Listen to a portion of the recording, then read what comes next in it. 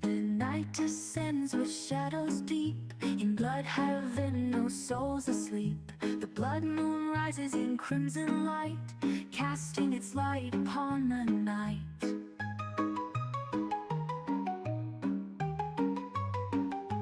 Winds howl through the hollow trees, a whispering chant carried on the breeze. Under the blood moon, in Bloodhaven skies, darkness awakens and the dead arise. Wolves in the distance, the witch's song. In Bloodhaven streets the night belongs.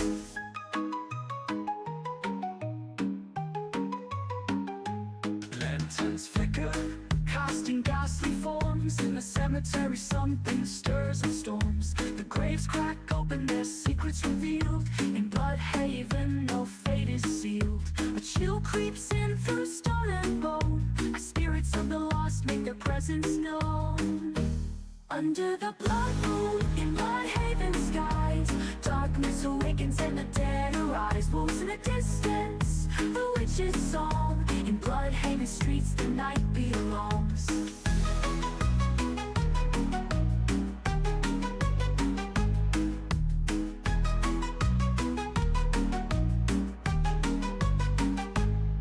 Through cobble streets, footsteps fade, ghostly hands reach from the grave. No mercy here in the blood moon's glow. Bloodhaven's light is all you'll know.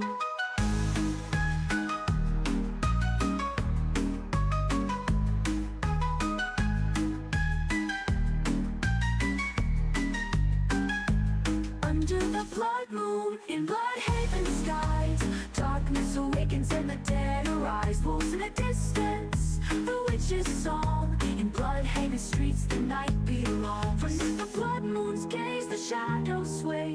In Bloodhaven's light the night will stay.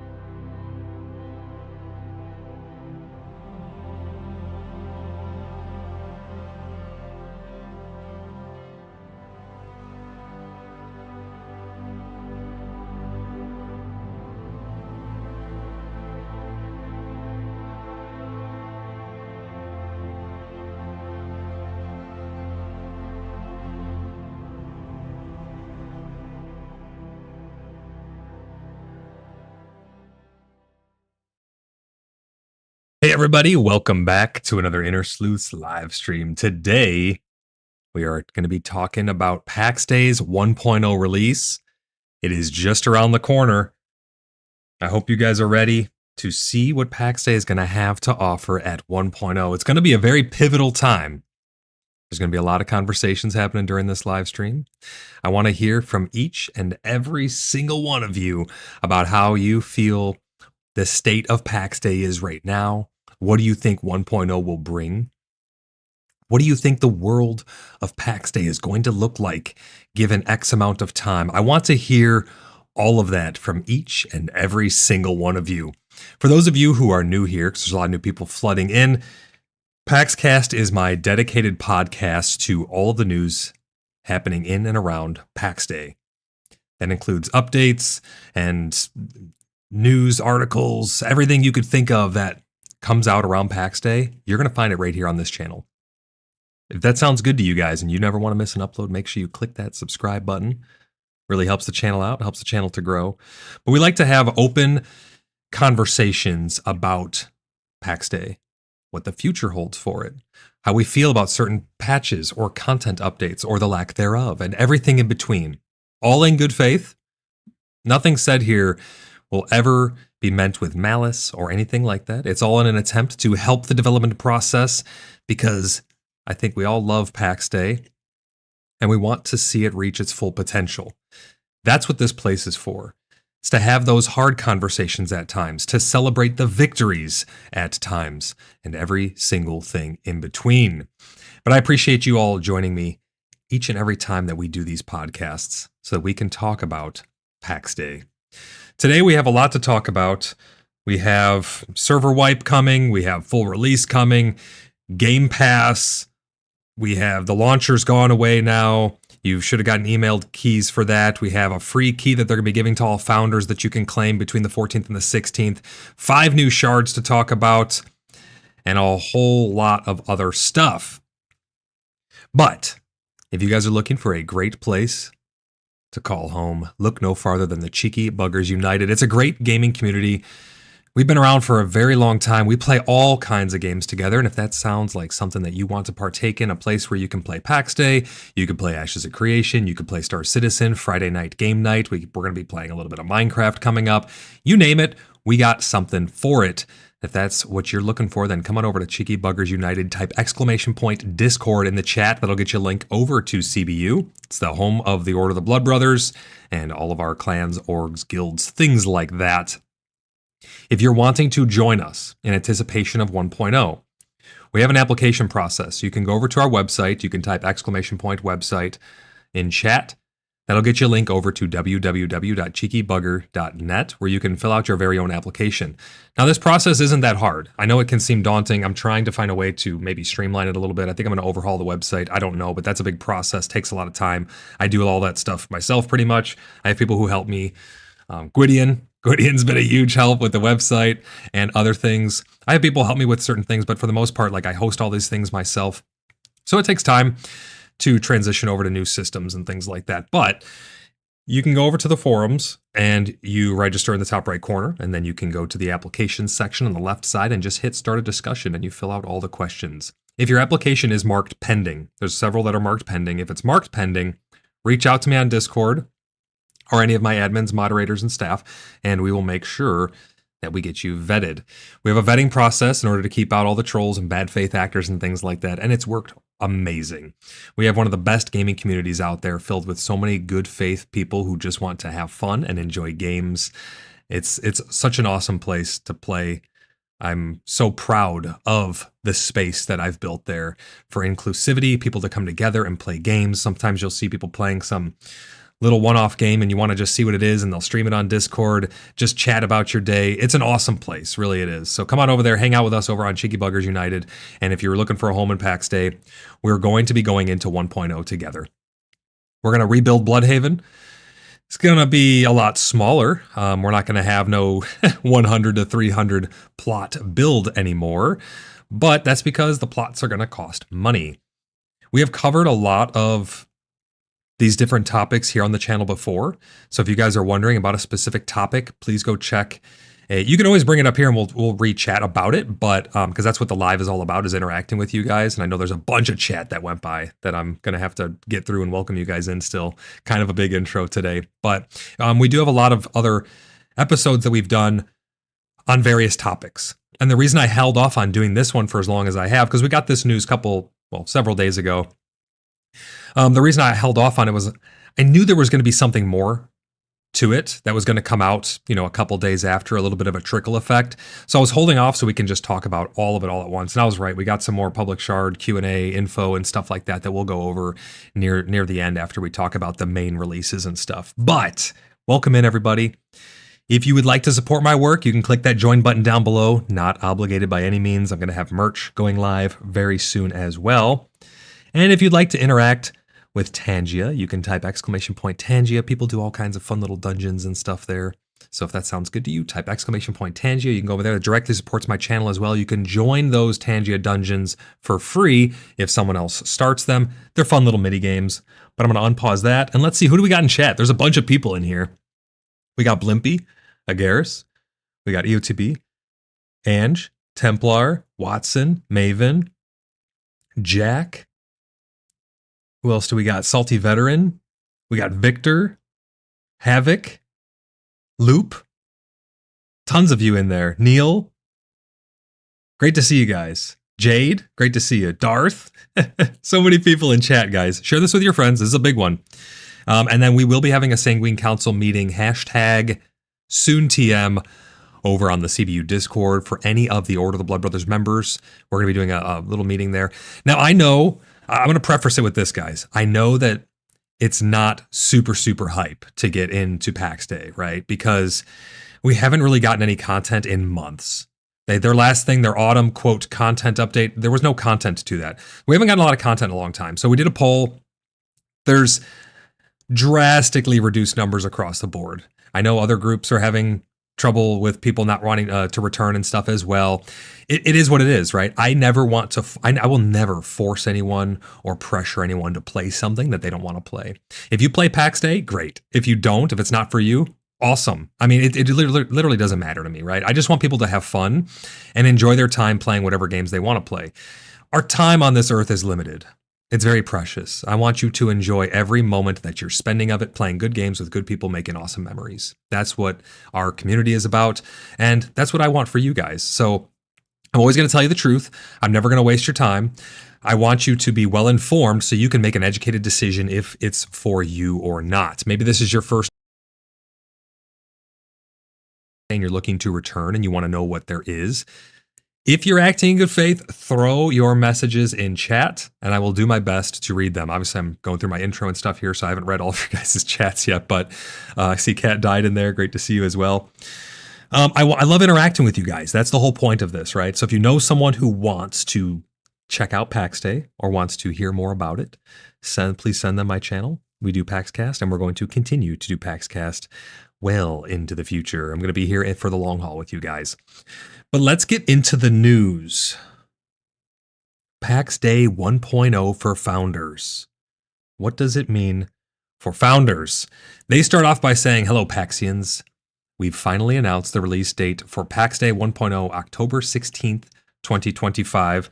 Now, I want to let you guys know there is early access. The servers are going down on the 6th. So if there's anything else that you need to do in the old world before it's gone, make sure you do that now. If you're making videos, if you're taking pictures, if you're live streaming it, whatever you're doing, make sure you do it now. You got 2 days. Well, I mean, I'm probably going to go down on the 6th. So you really only have a day and some change left in the old world before it's gone. Falco, great to see you, buddy. Welcome into the stream. By the way, I forgot to mention, I know there's a lot of chat that went by. I will always read super chats. I do my best to read channel members' messages. Obviously, when I'm doing my intro, it's a little hard to keep up with the chat. But I really try to read everyone's message. So if you guys have anything you want to say, pop it in chat. Make sure it's in good faith. Darth says, does anyone need a Steam key? I have 2 now. If anyone doesn't want their keys, I mean, I'll give them away on the channel, or you can give them away to friends, give them away on the Discord, over on CBU. Do whatever you want with them. But a lot of people are getting extra keys because they had a bunch of founders accounts. If that's the case with you and you're not going to use them, make sure they go to a good home. We're going to have some keys to give away. I did a lot of lurk it campaigns for PAX Day to get keys. I completed like 10 of them, of which they never gave me the keys for. I did them and they just did not give me completion for them. So that's kind of unfortunate, which I find ironic because now every founder is going to be given a free key to give to a friend. But they couldn't give the creators the stuff that they earned. I digress. Anyways, you're going to be getting a free key. The 6th, the servers go down. The 14th will have the head start. These are the cliff notes for people who got stuff to do. 14th is the head start. 16th is full launch. And it's going to be wild, guys. It's going to be interesting to see because we have 5 servers. Now, the numbers are super low. They have been consistently super low, and they haven't added any new content. So my worry, and I want to hear from you guys, I want to get this into your brains early so you can think about it before we get into reading the For the Founders patch notes here. Do you think that having 5 shards,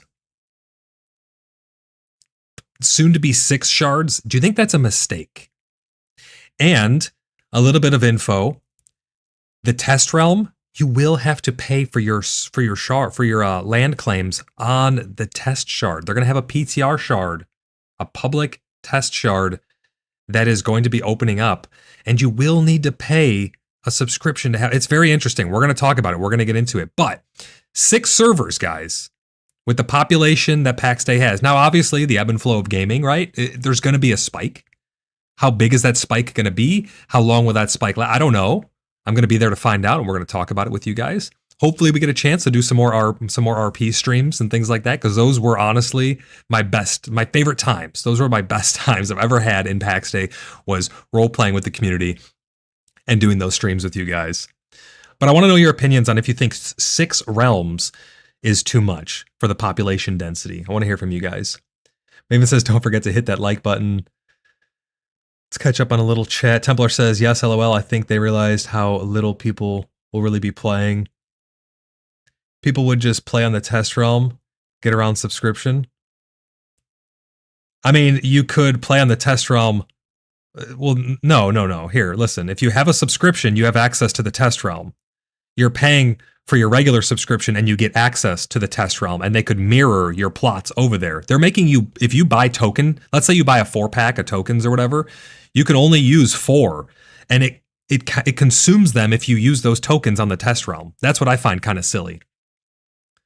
You have to literally pay a subscription dedicated for the test realm. It'd be different if it was, hey, you're paying a subscription like to World of Warcraft and you get access to the test realms. Obviously, sure, yeah. But I think it's interesting that you literally have to pay and consume your plot tokens to play on the test realm. They should at least mirror, right? That's what I think, but I digress. We'll get into that when we get down to that part. But let's start off and get into their news here and see what they have to say for the founders. They say, hello, Paxians. We finally announced the PAX Day release of 1.0 for October 16th. That's right, it's happening. As we enter the final days of early access, we want to take a moment to talk directly to you, our early access players and founders. So they're talking to the people who have paid them $100 for their game package and have been with them for a long time. The people who have been testing and playing and building communities and playing all of the different systems that they've been introducing. Salty Veteran with the first out of 5 super chats towards our super chat goal. Thank you, brother, for that. He says, yes, I'll play on launch because that's what I do. But same old game, deja vu. Wait, does that rhyme? I think it does rhyme, yeah. No, I'm in the same boat, right? I think a lot of people are. We're going to be there at launch. We're going to play. Hopefully we can get some fun RP in. I mean, let's make the most of it, right? Every adventure that I have with my community and with my friends and with you guys is a good adventure. I've never gone on a bad adventure with you guys, right? It doesn't matter where we go or what we do. We have fun together. Even if the game doesn't have as much content as we'd like, no matter what, we're going to have fun with it. At least I will. I'll have fun with it because I enjoy the company of all of you. I enjoy the community building aspect of it, because I consider myself a community builder first and foremost, even before content creation. This is just how I afford to be a community builder, is by monetizing my YouTube channel. Just full disclosure, that's what it is. It's my way to be able to support my community, and by my community supporting me, monetarily here on my channel, that allows me to do this full time, because this is my full-time job. I manage the community, I run the Discord, I run the website, all of the private servers, my YouTube channel, all of that stuff, making sure that everyone is cared for within my community. Full-time job, literally a full-time job, and that's made possible by my channel members. Tangia Dungeon. We got Salty Veteran firing up a Tangia Dungeon, guys. Go ahead and hop into that Tangia Dungeon. They are free for people to join him on his adventure in that dungeon. Looks like Blimpy joined it. Go ahead and join those guys.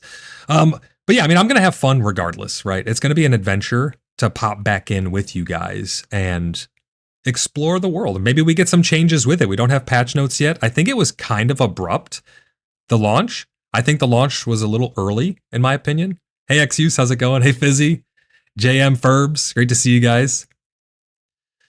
So I think this launch was a little early. From a lot of people that I've talked with, they think the launch was early as well. Could have used another year to cook, honestly. We're missing a lot of key features still, but it's going to be a fun adventure, I think.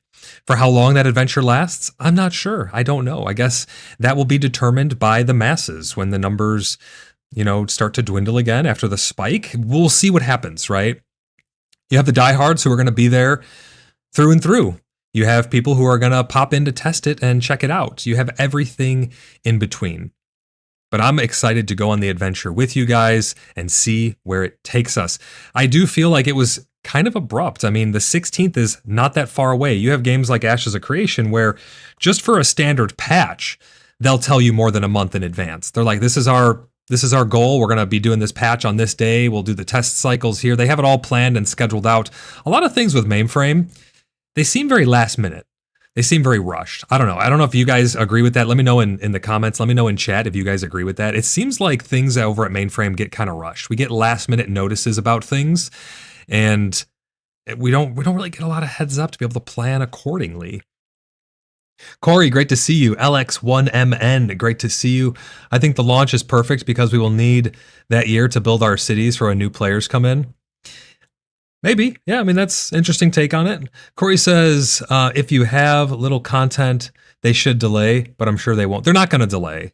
They're not going to delay, guys. They have not really delayed much.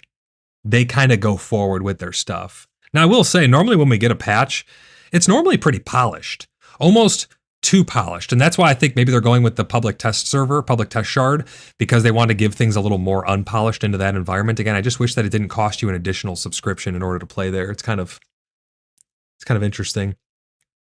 LX1MN says, build our outpost and get ready for PvP territory. See, and that's the thing.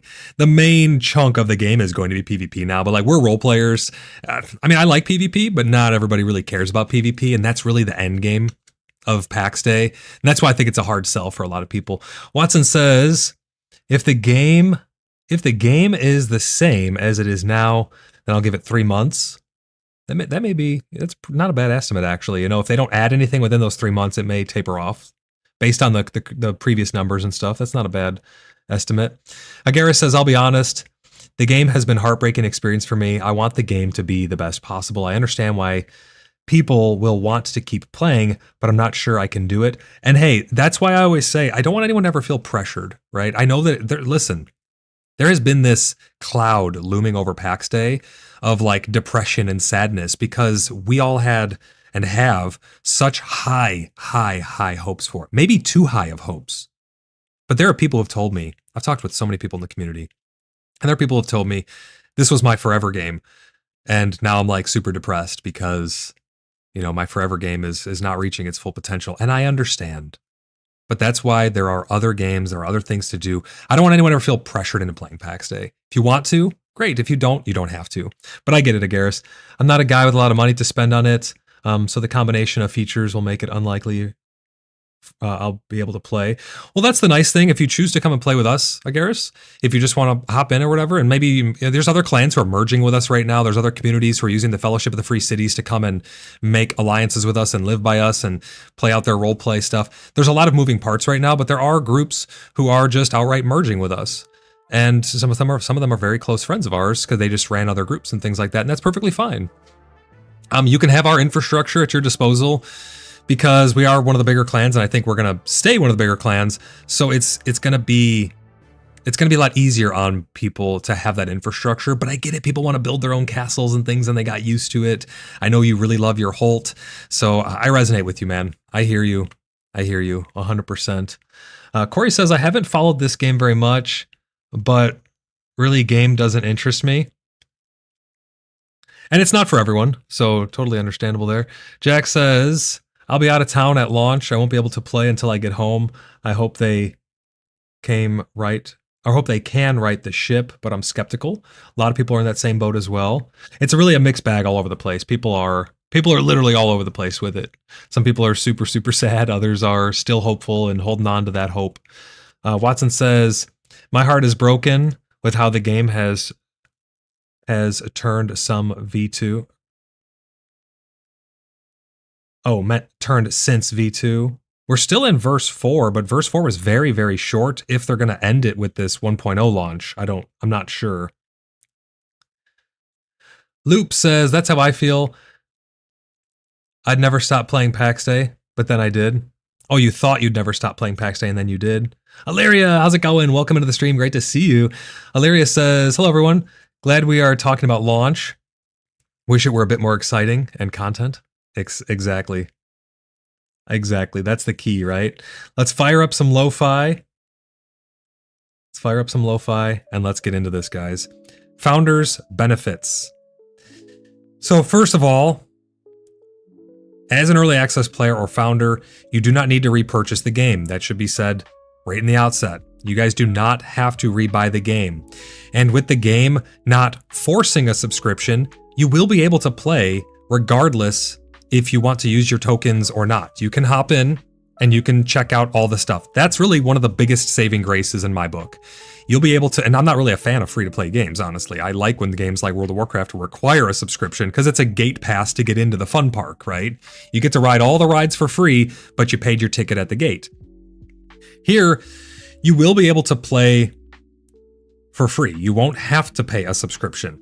But realistically, to do a lot of things that you're going to want to do in the game, you're going to need a subscription or access to someone who has a subscription. And that's where group play really comes into play. There's a lot of interesting dynamics that we could break down about pay to win and people being whales and having, these just giant farms of plots and subletting them out to people.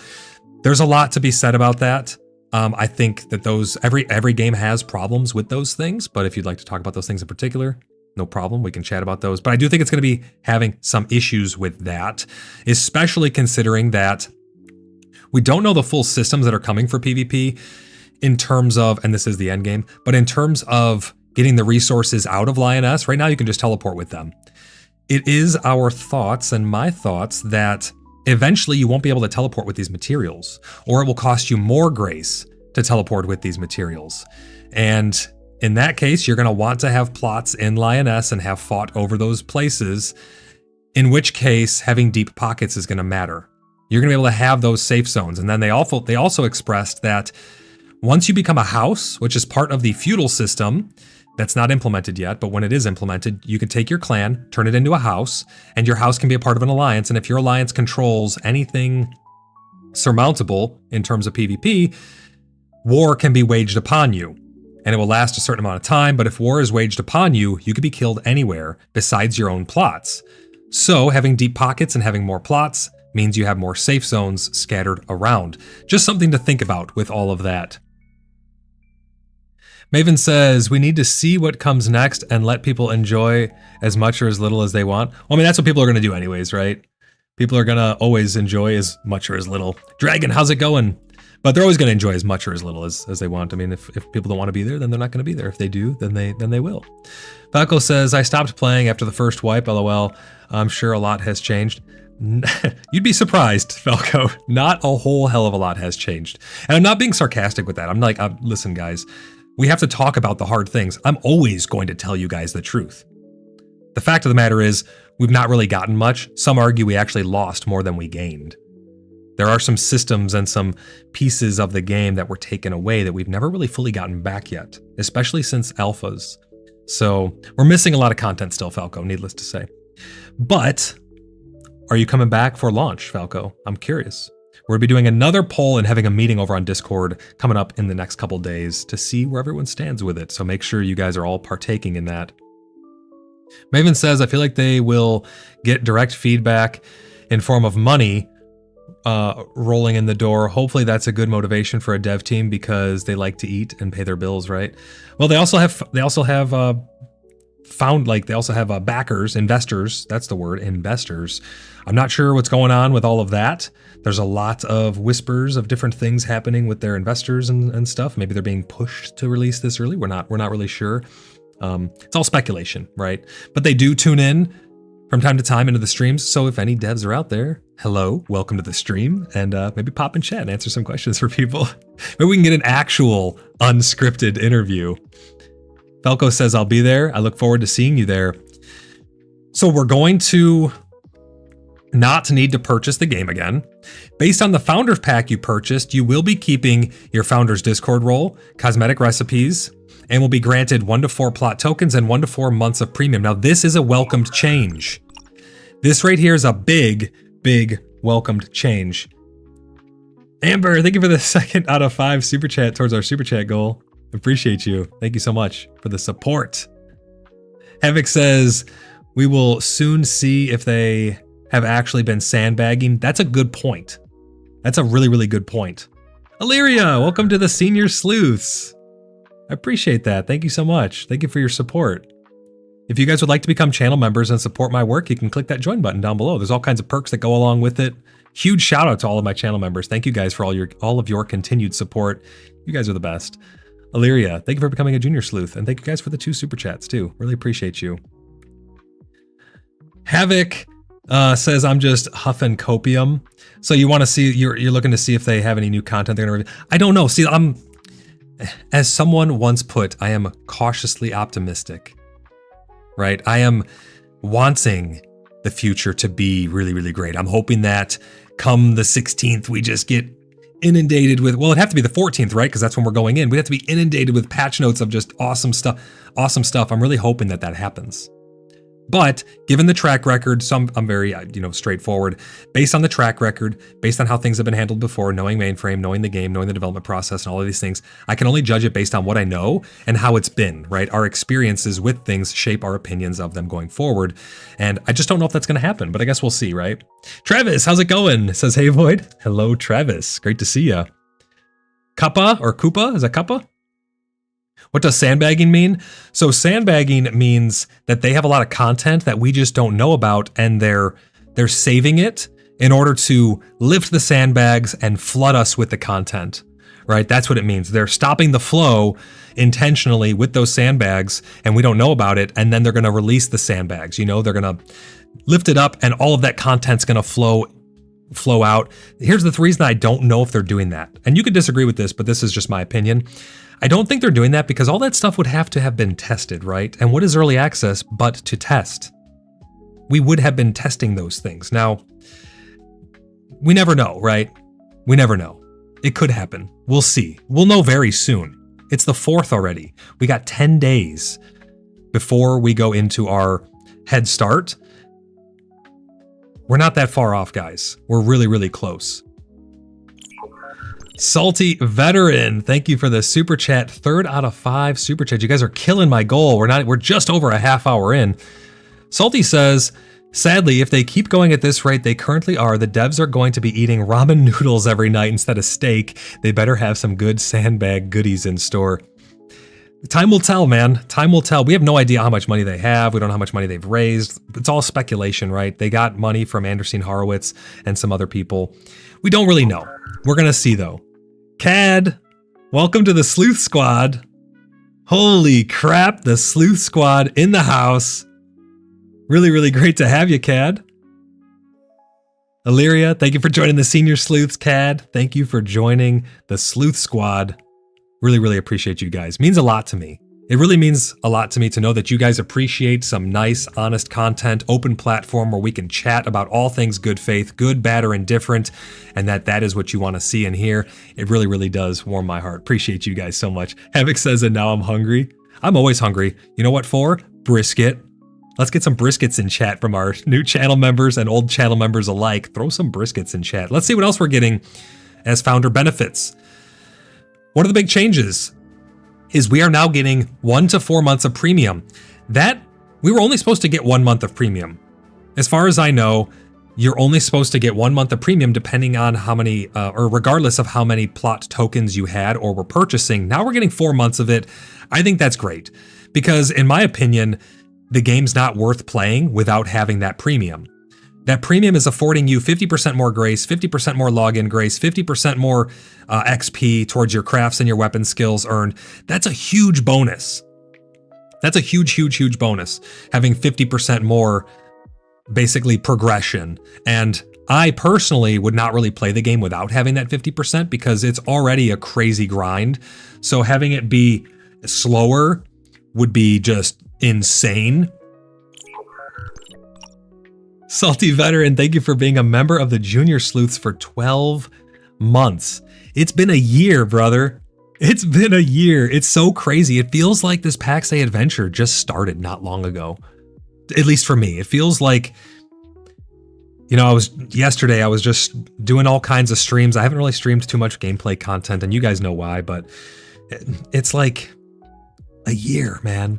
A year. That's crazy. I'm 1 year old. Salty, thank you so much for being here for this year, brother. It has been a journey. It has been a lot of fun. Havoc says, now get rid of XP bonus altogether. No reason for 2 XP rates. I agree. I think they should just make it a standard rate and make it the higher rate. I think it'd be okay. But It's a business, it's a company, they're trying to generate revenue, right? But we're gonna get 4 months of premium now, which is great because I plan on using 1 token at launch. I'm gonna put down 1 token. I know there's a lot of other people from Blood Brothers and our allies and Fellowship of the Free Cities. They're gonna be putting, thank you guys for the Tangias. They're gonna be putting down 1 plot, so that way we can have 4 months of that 1 plot, because you get 4 tokens and you can redeem them when you want. So I'm gonna be placing down 1 plot, and I have multiple accounts, but your tokens are only good for a year, so keep that in mind. If you got like 20 accounts, you wanna make sure you use those tokens before they expire and get deleted, which I think that's terrible. I think once you purchase those, they should be on your account forever. I don't know why you paying for tokens, I don't know why those would expire. That just seems kind of greedy to me. I think that those should stay. You paid for them. You should be able to put those down whenever you want. What if you get sick and you come back a year later and you're like, oh, my plot tokens are gone? I don't know. That rubs me the wrong way, but I digress. You're going to be getting 4 plot tokens and 4, if you have the master package, and 4 months of premium. If you have the artisan package, you'll get 2 and 2. If you have journeyman, you'll get 1 and 1. That's how it's going to be going forward. Brisket for the Blood Brothers. Appreciate all the brisket, guys. I haven't had brisket in a while. We need to get some brisket. So I'm happy to hear that. They're also going to be, this is an interesting decision. We're also decided to give each founder 200 to 400 grace. So probably 200, 400, 800 for journeyman, artisan, and master alike. So you're going to be getting 800 grace. I mean, I'm happy to have the grace, but I don't think it's necessary. I think that it's kind of unfair to the people who aren't founders, but that's one of the perks of being a founder. It's kind of incentivizing people to purchase the game right now if they have intention of buying it. But the game right now, I believe it's still, how much does it cost right now, guys, to get the full game? I think it is reduced, but I think it's still going to be cheaper after the 16th, but that's probably because you're going to lose all of these extra bonuses, right? You're not going to have the 4 months. You're not going to have the 4 plot tokens. You're not going to get the 800 grace. You're not going to get the extra character tokens. You're not going to have all the cosmetics. All that stuff's going to go away. Frederick says, is 4 token plot, thank you for the Tangia. Frederick says, is 4 token plot a month is the max we can buy an account, or is it unlimited? Right now, I think they're going to be changing these things, but right now, you can only get 4 plot tokens, as far as I know, with a subscription. I don't know if you can just keep rebuying subscriptions and stack the stuff up. They have not been clear on that. We don't know. If you can stack them up, then no, you can get as many as you want, and you could just have them all sitting there waiting to be refreshed. But remember, they only last a year. Now, they're probably only liking them last a year, so that way you can't buy 10,000 tokens, have your build in the world, and just set it to auto-renew, and just forever have tokens auto-renewing. That's probably their intentions with it, but still, it's kind of not great to have your tokens go away. There's other ways they could do it. They could do it based on in-game activity or something, but you retain the tokens and they get frozen or something. Hopefully they reconsider that. Corey says, damn, Super Chat took my money, but it won't post. Let me see. Yeah, I don't see a Super Chat coming through, man. I would double check that it went through. Sometimes Super Chats get blocked by your bank or something, and then it'll get refunded eventually. There was a bunch of stuff with refunded gifted memberships when there was no one to gift memberships to, because everyone had been gifted a membership on the channel. Salty, thank you for another Tangia dungeon. Ange wants me to hydrate. It's time to hydrate, guys. One moment.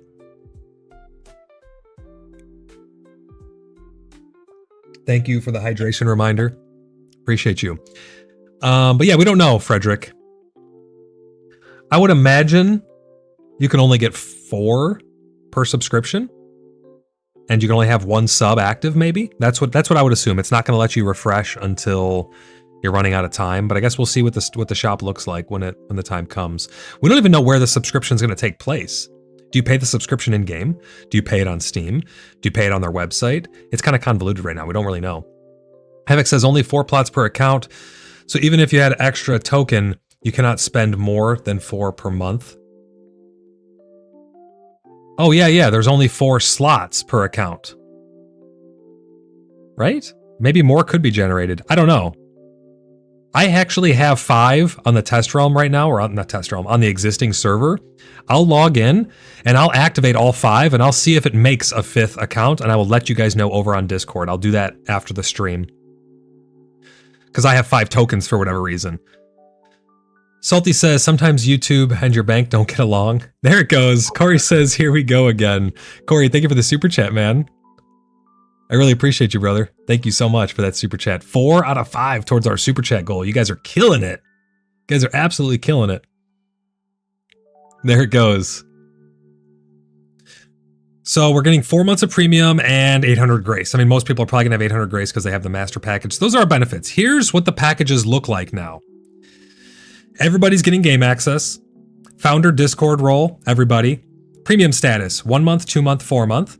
Plot tokens, 1, 2, and 4. Grace, 2, 4, and 8. Yep, I was spot on with that. Character slots, 2, 4, 6. So you're getting 2 slots for Journeyman. 2, 4, and 6 slots. Founders outfits for all of us. The Artisan and Masters will get the Hunter's Lodge exclusive recipes. The Wyvern build set will go to the Master package. Griffin set will go to everybody. The Head Start will go to everybody.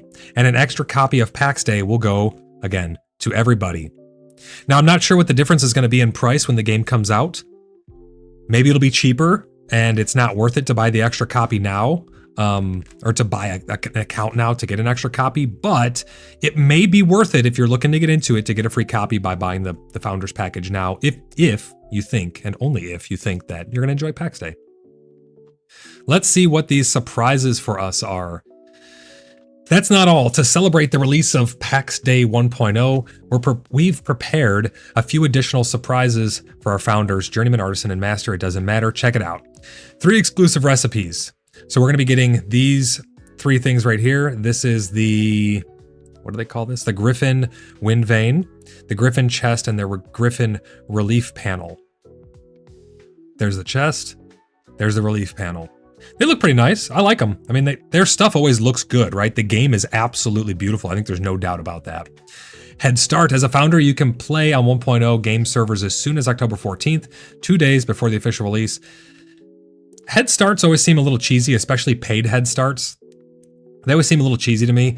In games like World of Warcraft, it doesn't really make too much of a difference. You just get to start your PvE leveling experience, but you don't get to like claim stuff over other people. Here, I'm happy that founders, I think that we've been afforded the opportunity. I'm glad that we've been afforded the opportunity to be able to claim land before the masses, if there's masses, go into the world. I'm not sure if there will be masses. We'll see. But at least we get to beat the rush of the people who are not founders. And it's going to be very, very interesting to see the Steam numbers. I am so waiting to see that. Fadril says, hello, Inner Sleuths and fellow Blood Brothers. I'm very much looking forward to 1.0. Hope to see you there. We're definitely going to be there, Fadril. We are going to be building Bloodhaven 7.0. I don't know what version it is.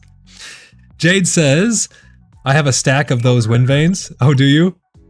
But you can't use them, right? They were put them in, but then they were holding off on us being able to use them, apparently, until now. That's what they were for. Falco, thanks for helping us reach our goal. You guys have absolutely smashed the super chat goal. We still have so much to talk about.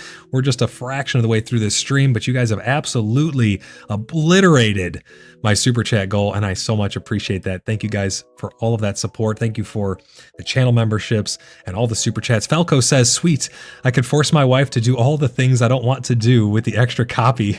There you go. We call it Chop Chop. In the woods, you hear it. That song is going to resonate through the woods of PAX Day once again. The sweet old Chop Chop. Maven says, always good to see you, Fadril. It is always good to see you, Fadril. Thanks for stopping by, man. I really appreciate you tuning into the stream. So we're gonna get those cosmetics. We're gonna get a head start. We're gonna get an another copy of PAX Day to be able to give away to a friend. But here's the kicker. Pay attention to this, guys. This is important. The offer is valid from October 14th to November 16th. Sorry, excuse me. So you're gonna have 1 month to claim that free copy. We don't know how we're supposed to claim it yet. We just don't know. Dragon King says, is Bloodhaven planned to be in the same spot? No, it is not planned to be in the same spot. We're gonna be having a Sanguine Council meeting to go over all of that stuff. So everyone who is a Blood Brother or allies, you guys are welcome to join us. Anyone who's a part of the Fellowship of the Free Cities, an in-game RP allies with us, or who is a part of the Order of the Blood Brothers, you guys are welcome to join us. #SoonTM. for a Sanguine Council meeting. I will be scheduling that. It's going to be just before launch. We're going to talk about it, sit down, chat about all the things that's going to be going on with PAX Day and where we're going to be going. But we're not going to be going to the same spot. If you guys are wanting to know where we are going so you can come and live with us, we are going to be going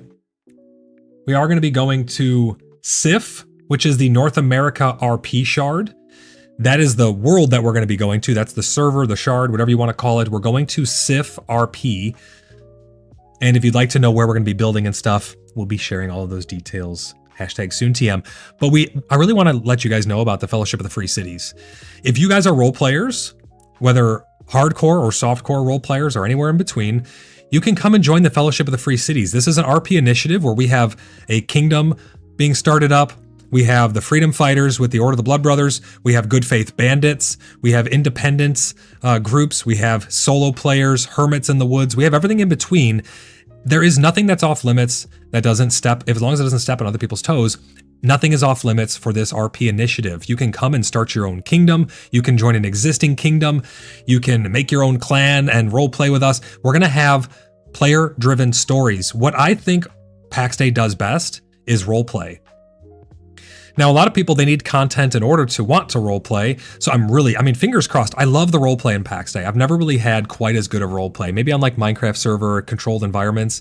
But in terms of like an MMO, this has been the best role play I've ever had, hands down, in my whole life. And I don't say that lightly. I really want to give praise to that. The whole environment and the way the game plays, it lends itself really great to telling stories. It still needs a lot of things in order to bring that up to speed a little more. I'm not going to lie, but I've really enjoyed the RP experience. So I'm hoping that with the Fellowship of the Free Cities, a ton of people can come and join. We promote you from within. So if there's people who want to join, they like the sound of your kingdom, your queendom, your whatever it is that you're going to be building up, they can choose to partake in that. We can have little cross stories and have a bunch of fun while still being unified out of character. That's the big thing with it, right? It's going to be in character, out of character.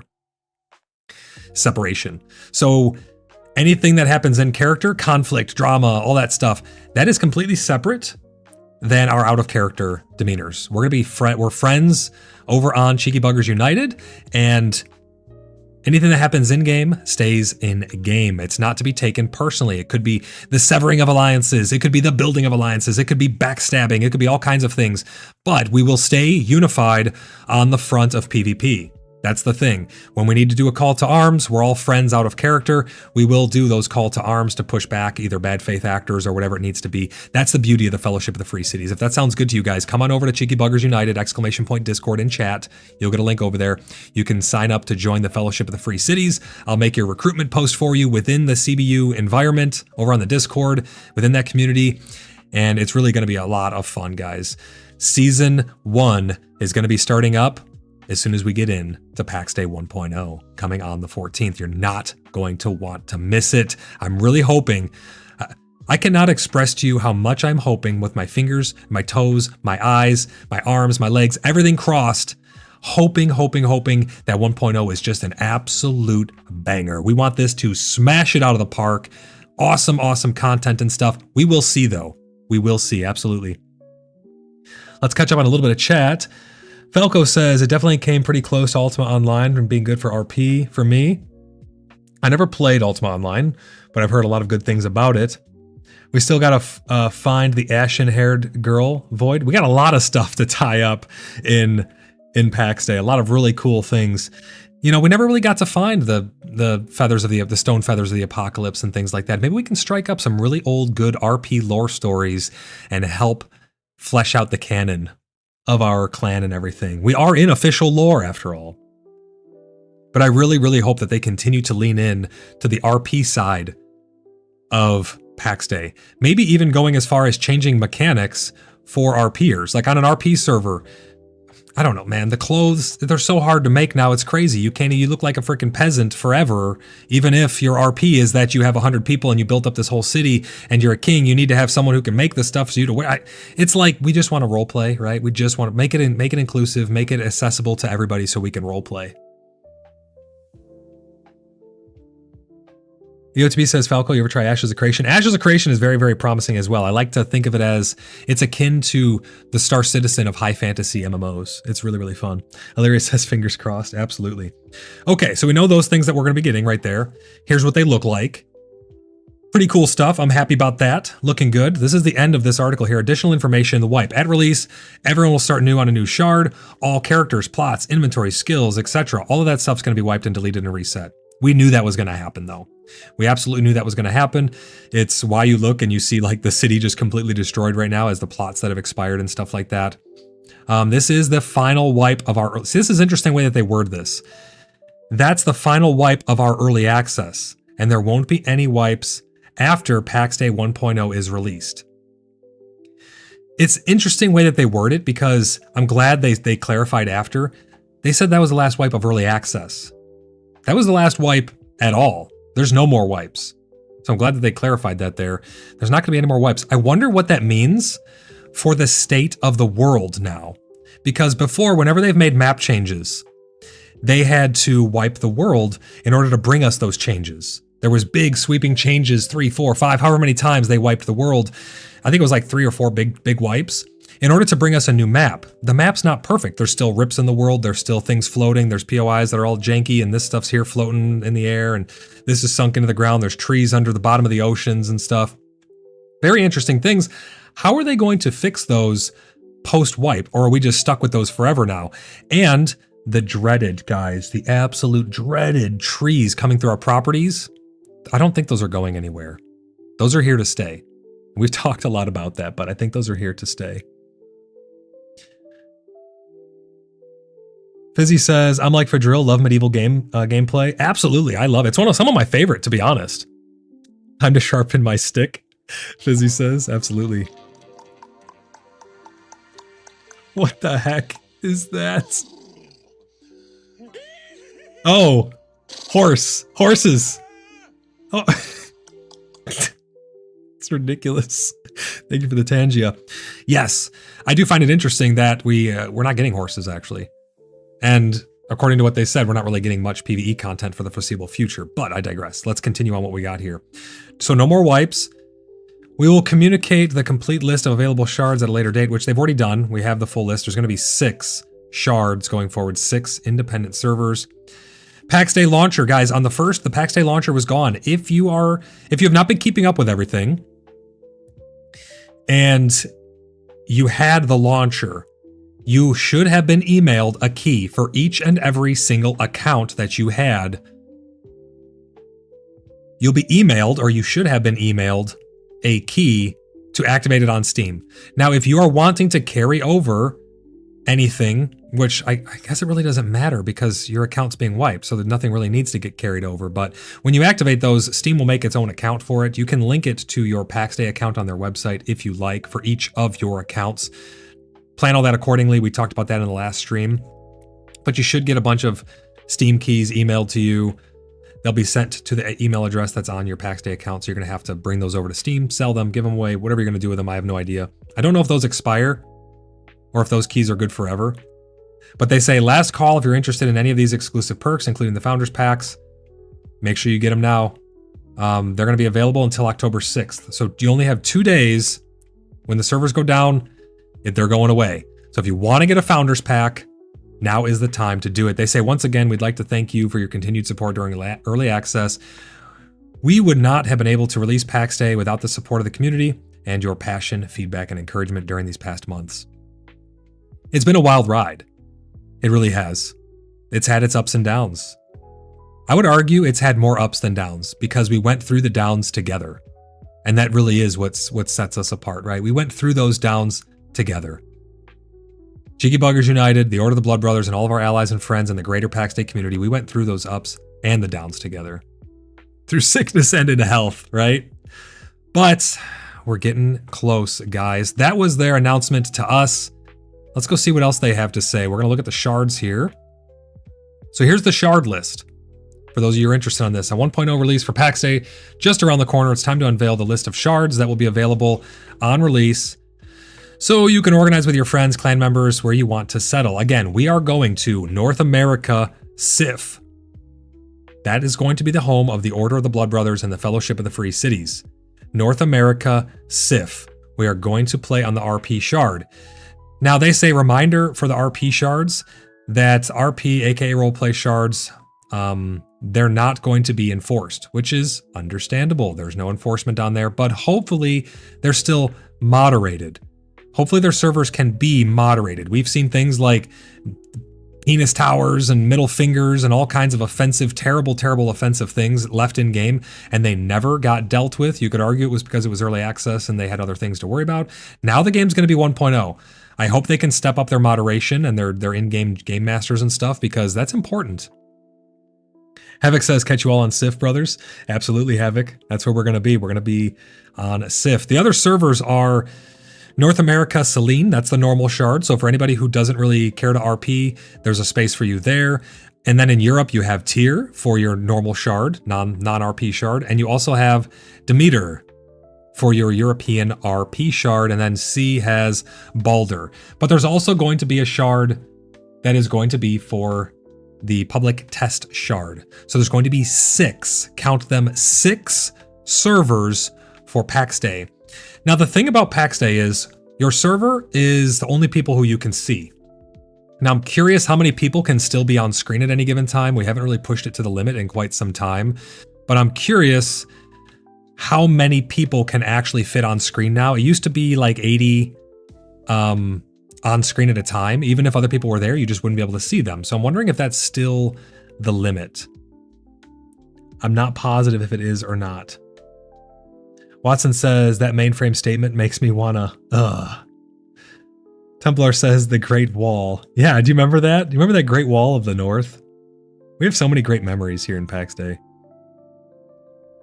UTB says, taking bets on the highest population server will be SIF. It could be. I'm thinking it could be. I think that it definitely, the RP servers tend to have more longevity to them. They have more longevity to them because more people are willing to play RP stuff for longer, because it's not only about the content, right? So I think that the RP shards are definitely going to have more longevity to them. It's going to be interesting to see, though.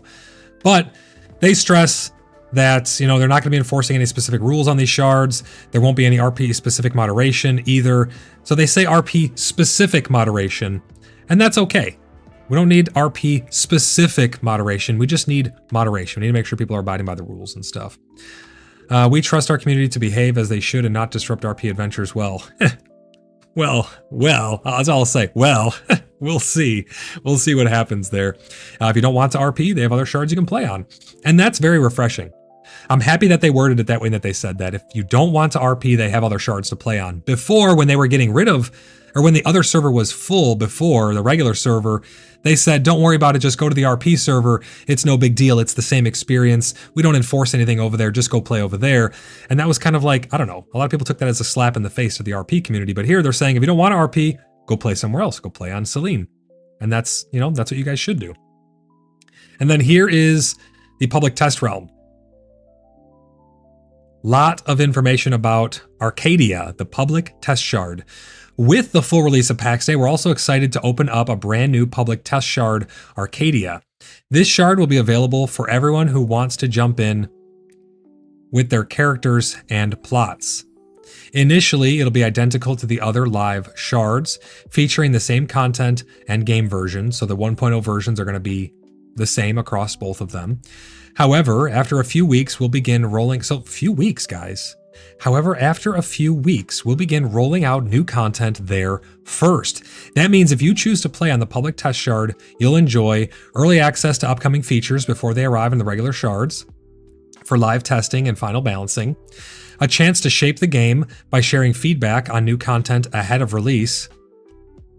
Playing on this shard is entirely optional. It is permanent. It is a permanent world that will live alongside the regular and RP worlds. This is interesting that it's going to be permanent. This is not going to get wiped, apparently. It's going to be a persistent world where you can go and live if you just want to see this stuff before it comes out. That's really, really interesting to me, actually. But again, I think it should be something additional. I don't think you should have to pay extra plot tokens just to go there. I think it should be mirrored of your existing subscription, in my honest opinion. Think of it as a place for the curious and adventurers who want to sneak peek of what's coming next. See, the hard thing for me now is I want to be able to bring you guys, pending there's no NDA on that shard, I want to bring you guys the info in the news first and foremost as soon as possible. That's going to make this very hard to do. Because as content creators, if we're not on that early access server, we're not gonna be able to see this stuff until, well, it comes out to the average person. So to be able to keep up with the sneak peeks and stuff, it's going to be difficult to do that. Maven says folks are talking about Arcadia test server being hot. You mean like in terms of a lot of people going there? And I think that's because it's going to be persistent. Maven says it'll be interesting to see if they plan more regular content updates beyond what we've seen in early access. I sure hope so. Now, again, I can only go based on the track record and history and what we know so far and how it has been, but I really, really hope that we do get more regular content updates. We can be hopeful, right? But the track record shows that if they stay true to how they have been, that we really won't, but we'll see. I'm hopeful for it though. So you're saying that Arcadia, people are saying, is going to be the hot server. Makes sense because it's going to be persistent. Falco says RP servers also tend to attract more PvPers because they think it'll be easy pickings. Maybe, potentially, but also like RPers really aren't people who want to engage in PvP. So they just aren't going to use those systems. They're just not going to go out there as much, right? So the PvPers may just be sitting there with nobody to interact with. Salty, thank you for all the Tangia dungeons. Appreciate you guys. You got Blimpy and Ange hopping in those dungeons with you guys. Black Pickle getting in on that dungeon. Guys, if you want to join those dungeons, they are free to join as long as someone else uses their tokens to get it. Good luck on that dungeon, the four of you. And thank you guys for participating in all those dungeons. So, Arcadia, the place where tests are going to happen. Playing on this shirt is entirely optional. So it's going to basically give you a sneak peek of what's coming next. Yeah, it's going to make it hard for people to not go to that shard because they want to see those things firsthand, you know? We can't wait to see some of you there, and we're looking forward to hearing your thoughts as we continue building PAX Day together. Here is their public test shard Q&A. What is the public test shard? We kind of already know what that is. It's where content updates will be applied prior to the official release for live testing and final balancing. Apart from that, it behaves like all other worlds. Think of it as an additional option besides the regular and RP worlds. A place for the curious and adventurous who want to sneak peek at what's coming next. Why a public test shard? That's a great question. The development of PAX Day continues, and we need to be able to test some changes and new features with a significant number of players. Hence, the test shard will allow us to test for real some of the features we cannot test in-house due to the reduced size of our team. Again, they did fire a third of their staff. Their team is still pretty big, but they did reduce their staff has been shrinking. Well, it did shrink. The thing that I find interesting, this seems like kind of like a counterintuitive, right? They say that they need a high number of players. I think the best way to have the highest number of players would be to mirror everything that we have over there, from our regular server over to the test server. Bring your characters with all their skills. Let us do copies. Like WoW, you can copy your character over and you can make free max level characters, free low level characters. They let you, depending on the test that is underway, they let you just jump right into it. I think they will have less people participating in those tests if it's a completely separate shard, because they're just never going to play on the public test shard. They're going to be playing on their main home shard. So you're eliminating anybody who might be interested in playing over there simply because of that barrier. I find that kind of interesting. Ange says, yeah, if I play, I'll probably play on that shard. You're going to be playing on the test shard, Ange? UTB says 100%. UTB, you're in the same boat. You're going to be on the test shard. I'm going to be on Sif. I'm going to be over on Sif. That's where I'm going to live. That's where my plots are going to go. That's where the home of Blood Brothers is going to be. But it's going to be interesting that they're doing this. I don't know, man. It's kind of interesting. Like, are they hoping that everybody just picks the test shard and no one picks any of the other shards? Is that what's going on there? They just want to extend their testing window? Maven says, I think a lot of people will be making Arcadia their home.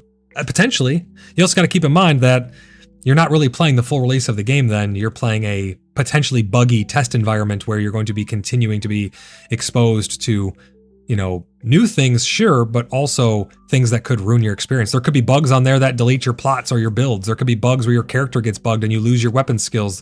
And they're not really going to be moderating that stuff, I don't think, taking into consideration how they have been doing things. I don't really see GMs giving you things back when bugs happen. So there could be bugs where there's just nothing really going on over there at times, and you just get to see, oh, we added in a new chair. Here you go. Here's the chair first, but now your plots got bugged and deleted because you placed this thing down. There's all types of things that could go wrong in a test environment, so bear that in mind, guys. That's not indicative of the full experience. They said that it's not going to wipe. It will be a persistent world. That could change though. I don't know, but they say it's a persistent world. But I'm just saying, like, there could be bugs that cause things to go wrong because it is a public test environment. They're going to be pushing a lot of the testing medium there first. So that way, when it comes to our RP shard, we won't have those same issues. Ange says, I think they're hoping a lot of the old players are going to be going to the test server. I mean, I'm definitely not, because I am hoping from this point on to really lean into the role-playing side of it, to lean into the world-building side of it.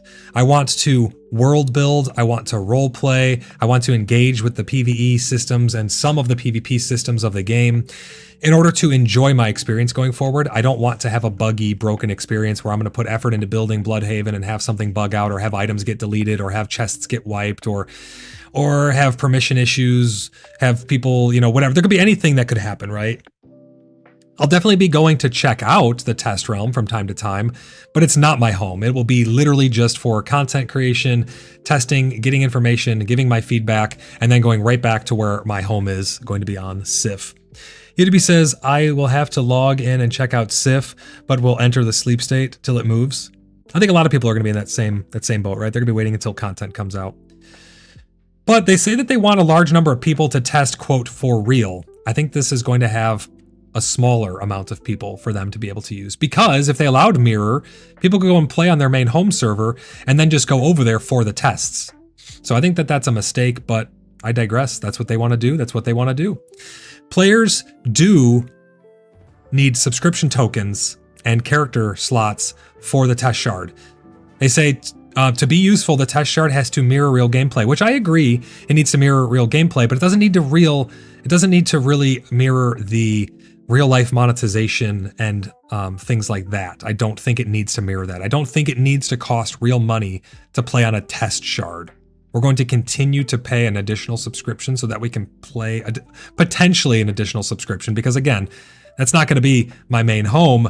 So if I want to play there and I want to have, plots and pay tokens, my tokens are literally costing me real money to help test your game, to give you feedback.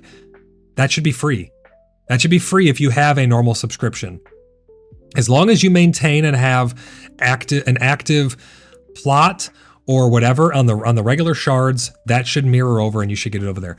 But let's see what else they say. Many critical bugs only surface when a sufficient number of players are building, crafting, fighting, and gathering resources. Right, so that's why it needs to be mirrored and allow people to get over there without having to pay real money. Don't have the real money barrier be there. The level of activity can't be recreated with temporary access and one-off sessions, and I agree, but if you would mirror it, they would remove the monetary and necessity of it, and then anybody could hop over there. It requires a shard that feels permanent and alive. Subscription tokens and character slots are part of that permanence. They don't need to be, though. Again, I really want to stress that, guys. If they would do the public test realm in a way that it mirrored your stuff from a live server, one of the live servers, if you have 4 plot tokens there, you get 4 plot tokens over there for free that you get to just play around with. And as long as you maintain them in the real world, they would carry over. That's just my opinion. Let me know what you guys think about that, though. Do you think they'd have more or less people if they removed the monetary barrier to the test realm? Blimpy says, tried to join a dungeon and it said your avatar is resting. I don't think I've seen that before. That's interesting. I've not seen that either, Blimpy. And just to be clear, this isn't about giving you rough, unfinished features. Think of the test shard as an early access server, fully playable content, fast patches, and once everything stabilizes, deployment to all shards. So they say that is where you're just going to be able to see new content, but keep in mind, guys, bugs do happen. Think about all the bugs we had during early access that were causing issues and things like that. The build bug that was deleting things, the plot bugs that was deleting things. Anything like that can go on those test realms, so keep that in mind. Let's see what else they have to say here. What's the next question? If I choose to play on the public test shard, can I move my character and plots to a different shard later? No, your character and plots are tied to each shard. Of course, you can decide to have your character plots on multiple shards, but progress will not carry over between them. Is this shard permanent? Yes, the public test shard is a full shard, not a temporary server. There should not be any wipe on this shard either. So it's basically not going to have wipes, but going to have all of the new content. Loop says, I want to live in Sif. Yes, and that's where we're going to go. That's where I'm going to be. That's where Blood Brothers is going to be. That's where the Cheeky Buggers United, the Fellowship of the Free Cities, and all of us, that's where it's going to be.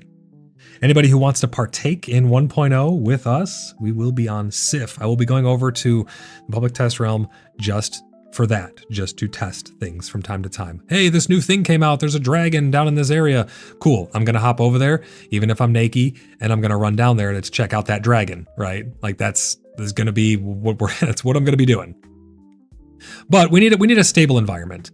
We need a place where people can tell their stories, build their cities without fear of game-breaking bugs. How often will new content appear on the public test shard? Great question. We'll introduce new features there a few weeks before they go live everywhere else. Timing may vary depending on content and our testing needs. So they're going to have stuff only a couple weeks before it anyways. So it's not even that big of a deal, right? You're going to get to see, here's a new plate that you can put on your table. You get it 2 weeks early. I don't know. That's not worth not being on an RP server, in my opinion. Lester says, all y'all go to Sif. Children of Light will be in Selene. Oh, Lester, you guys are going to Selene. That's the non-RP shard, right? For North America. And I hope you guys have fun over there, for sure. I love RP, so I always choose RP servers. I find that they have a calmer demeanor of people for the most part as well. You're more likely to run into other RPers and stuff. So I'm happy that we have a home for RP. Lester says, we'll be in Selene 2 months before Sif. What do you mean? What do you mean you'll be in Selene 2 months before Sif? Maven says Sif will be home for Blood Brothers. Yes, absolutely it will be. Lester, what do you mean that we'll be in Selene? Oh, horses will be in Selene. Is Selene, is that, hold on. I don't want to lose my spot here. Is Selene the name of the, is that the name of the test shard? Oh yeah, Selene is the name of the test shard. I thought it was the normal shard. That's the test shard. That's right. You're saying horses are going to be in Selene in 2 months? Well, they said that horses aren't coming, so they're not working on horses. So I doubt that they're going to be there 2 months before. They also said that it'd be right there. They said a couple weeks before. So even if horse do come to the game, we'll get them 2 weeks later on average over on the regular servers, according to what they're saying here. 2 weeks about. So I don't think that it's worth it to have a potentially unstable environment. Is Arcadia the test server? All these new names. Let's see. Hold on. Oh, yeah. Selene is the normal shard. You're right. Yeah, Selene is the normal shard. Arcadia is the test server. Yes. Yes, Arcadia is the test realm. But even if they do add horse, I mean, it's going to be there a couple weeks before. So I don't really see it as being too much of a big deal. Non-HOA. I love it. But yeah, Havoc, you're right there. Lester says no to the horses. Yeah, it sucks. That was one of the big gut punches. We got 2 big gut punches as of late. One of them was no horse, even though we've seen pictures of horse. They still use pictures of horses. We still hear sounds of horses. You know, they at one point said, hopefully horses come before too long. And then they came out and said, we're not working on horses. They're not going to be a thing. And maybe donkeys to carry stuff, maybe, but no horses. That was one of the big gut punches. The other big gut punch was that no PvE content for the foreseeable future. And that was a little while ago, but that was depressing news, man. Those were big blows. Lester says that video with the horse is 2 years. No, they showed pictures and stuff of horse not that long ago, and they talked about it as well on their Discord and in other places. They were talking about, they did an interview even. They think they were saying how, hopefully the horses will be coming soon. And they've just been dangling that carrot on a stick for a while because they know people really, really want them. UTB says, enjoying my multiple mounts in an alpha game that checks all the boxes. Ashes of Creation. Ashes of Creation is a great game. Loop says, they also said no RP servers. No, they said that we would be getting an RP server. When they took it down, they said that there would be an RP server at launch. And at launch, we're getting an RP server. So we are going to be able to have that environment to have fun in at least. Let's see what else they say here. So your plots are not going to carry over. It is permanent. It's going to be 2 weeks or a few weeks before it goes to the live servers. Here's the main question. Will the public test shard be stable? We'll do our best to ensure it's as stable as the live shards as possible. But because it gets new features first, it will inherently be less stable than the other shards. That's part of the adventure. So again, that right there is key, guys. Everyone thinking that, hey, I'm going to go live here because I'll get to see the stuff first. Keep that in mind. It could potentially be extremely unstable. We just don't know. Right? There are bugs and things that happen in test environments that could delete your whole build and do all kinds of crazy stuff.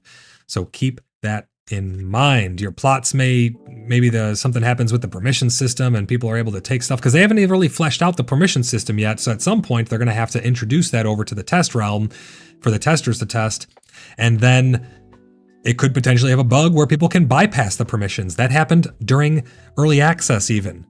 There was bugs going on with that. So keep all of those things in mind. I want everyone to be fully informed about their shard decision. How can I share feedback? You guys know where the different feedback channels are. Now, you know my feelings on that. They've been known to delete people's feedback because they just didn't like it.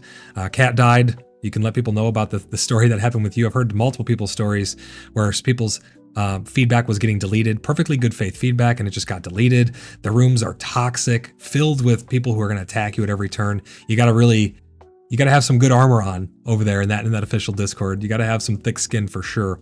What region is it in? The public test shard is in EU. So keep that in mind as well.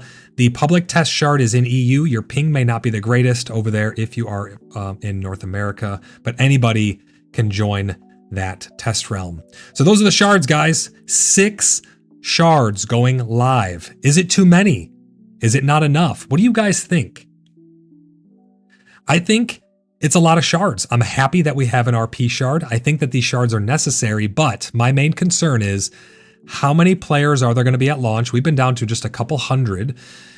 I'm really interested to see if the Steam numbers go up consistently. We're not going to know why they will go up though, because there's been a lot of talk about if the numbers on the Steam database are the accurate numbers for everybody playing. There is an API that developers can use on their servers to report accurate server numbers. We don't know if they were using it though. So the numbers may go up because it's obviously 1.0. The numbers may also go up because everybody is forced to play on Steam. I'm really interested if they're going to get anywhere close to that 12,000 that they had at launch of early access. I'm really curious if they're going to get anywhere close. It was like 11 to 12,000, something like that. This is going to be very telling, guys. Games only get so many big releases. You only get so many pivotal points of content releases. They're finite. And they're very important. Your first debut is very important when you first start telling people about your vision for the game. Very important to get funding and backers and people interested in it. Your next big milestone is when you release, when people can get into the public test realms and stuff for the first time. The first backers, those alpha testers, right? Really big, especially when there's no NDA, because now information about it is getting put out into the world. Content creators are showing it off. I showed it off. Very important. People are it's going to make and break people's opinions really early for a lot of people. Your next big thing is when you release to 1.0. 1.0 is going to be pivotal. It's absolutely going to be pivotal. Lester says, if you've been hanging out in the official Discord chats, you would know hundreds of people are chiming in, asking beginner questions. I feel PAX Day is going to be mobbed on release. It's going to be interesting to see. It really will. It'll be interesting to see. Hopefully, all of those bad faith actors who are just harassing people over there, hopefully they're kept in check so those new players get a good experience, because there's some people who are like, hey, if you don't like it, then go somewhere else. They're just super, like, just from people asking simple questions. It's been pretty toxic over there on the official PAX Day, and they haven't really moderated it. I mean, people putting puke emojis on people's suggestions, just really rotten stuff, man. It was kind of gross to see. I don't really go over there too much besides to recruit and give some feedback, and then I just tune out. I don't even listen to what people have to say other than that, just because it's not really worth your time with how toxic it's been.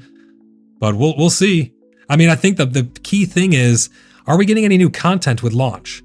Because right now, the game only keeps the interest of people of like a couple hundred people, right? There's only a couple hundred people who still play in the past several months because there just hasn't really been content to keep people interested.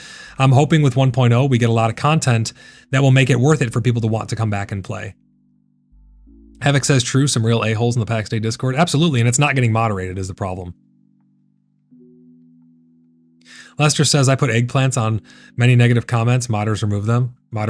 That's interesting because they leave the puke faces. They leave the puke faces in that, but they get rid of your eggplant. Maybe sexualized things is where they draw the line. I have no idea. But those are your shards, and now you are informed about that. Let's see what other news we have. Right here. PAX Day release, October 6th, a new chapter begins. Hello, Paxians. The moment we've all been waiting for is here. PAX Day 1.0 will release on October 16th, 2025. Again, the 14th for early access members like us. Your journey through this handcrafted, player-driven world will soon begin in earnest. After months of early access, well, it's been, I guess you could say months if you're doing it in like, baby years, but it's been over a year, right? It's been quite some time. But after months of early access, with incredible feedback, shared stories, and unforgettable builds from our community, we're thrilled to welcome new and returning players to the living medieval MMO like no other. Well, that's one way to put it. It definitely is like no other. Havoc says he's just suggesting new vegetable-based cooking recipe, eggplant. Absolutely, yeah. Corey says, I just took a shard. What do you mean? What do you mean, Corey? What does that even mean? Lester says, in 1 hour, 50 minutes, Children of Light will be in Lioness in formal wear and pointy sticks. Hell yeah. Have fun, guys. Hope you guys have tons of fun out there. It is interesting though, right? There's not 1 hour and 10 minutes. It's interesting though, people like really don't want to engage in Lioness and PvP other than hiding until we know that our stuff doesn't matter anymore. That really speaks volumes to the end game loop, because that is the end game loop of PAX Day. It is the PvP. That is the end game, and almost the really only end game. So it speaks volumes that people are really only truly willing to risk and engage out there once it means nothing. That speaks volumes. They say, here's all the information you need to know with the new phase. So some of this stuff may be old news. Some of it may be new news. September 29th through October 14th, community celebrations. Check out our Discord and channel to celebrate early access, various activities. I don't really know what's going on there. They're trying to do like giveaways. They're trying to give people money for doing stuff in the community. I don't know. It's kind of cringe. I'm not really into all that, trying to give people money to do things in the community. But if you care about it, you can check the official Discord. They have some quote activities where they're like paying people $150 or some shit like that. I don't know. You can go check it out though.